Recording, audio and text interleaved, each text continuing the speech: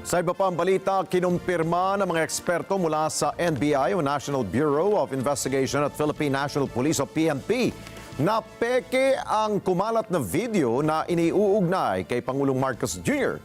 Tukoy na rin umano ng mga tauhan ng PNP ang uploader ng video na sentro ngayon ng kanilang ginagawang investigasyon. Mar Gabriel sa balita. Ang kumakalat na video ay bogus, peke, no? At yung mga gumagawa nun, minamaliit nila ang kakayanan ng ating cybercrime experts at minamaliit ang utak ng ating mga kapwa Pilipino.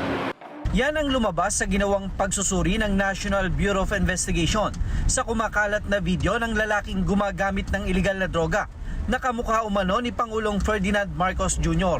Base sa isinagawang digital photo analysis ng NBI sa viral video at sa tunay na larawan ng Pangulo, kumpirmado na hindi ito si PBBM. Sa itsura pa lang daw ng tenga ng dalawa, matutukoy agad na magkaibang tao ito. The features can be attributed to a specific person and those features are different from each other. Ito po mismo yung talagang video na blur nila, but napag natanggal na yung unblur, ito yung real image. So indeed, the intention is really to make a misrepresentation. This impostor trying to present himself as an image of the president doing unsavory acts.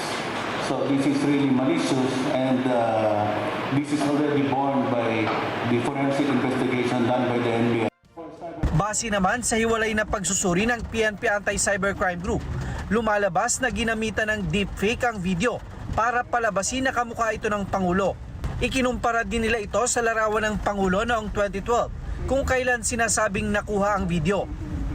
A particular tool to examine the video from the actual photo of the president. At nakita natin doon, we have a tool with different, with multiple algorithms. At lumabas doon na talagang hindi siya mo. Sa ngayon, tukoy na rin daw ng ACG ang unang uploader ng naturang video na sentro ngayon ng kanilang investigasyon. Napaka-malisyoso ng ginawa. Isipin mo, bago ka mag-sona, ilalabas mo ito, tinayin mo. Pangalawa, sa ibang bansa, ginawa ito. Look at it, all of these things, no? Ang sa amin lang is that, kaya kami nag-uusap ngayon, sino ba dapat kasuhan dito? Ma-identify ba natin? Ito yung pinag-uusapan na namin.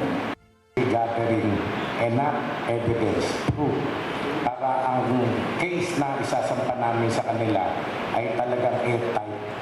No? Hindi kami bigla na lang pagpapile ng kaso and later on madi-dismiss ng hukuman. So, tinitibayan namin lahat ng aming ebidensya. The PNP and the NBI is working together towards this solution of this problem. Nanawagan din ang otoridad sa publiko na huwag nang i-share ang video dahil may pananagutan din sa batas ang mga individual na nagpapakalat ng malisyosong video. Mar Gabriel, para sa Mata ng Agila, matatag, matapang, matapat.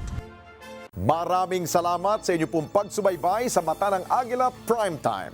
Para malaman ang matatag, matapang at matapat na mga balita, i-follow lamang at mag-subscribe sa @Net25 TV.